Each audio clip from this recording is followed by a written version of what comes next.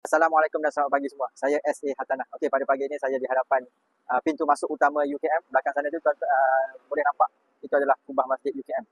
Okey, tidak jauh daripada pintu masuk UKM ni, lebih kurang 2.9 km daripada pintu masuk UKM.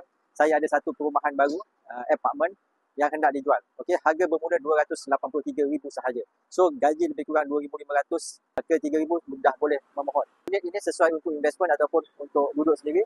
Mempunyai permintaan sewa yang agak tinggi di kawasan ini. Jadi kepada penduduk Bangi ataupun warga UKM yang masih lagi menyewa dan ingin mencari rumah pertama ataupun rumah untuk investment, boleh hubungi saya.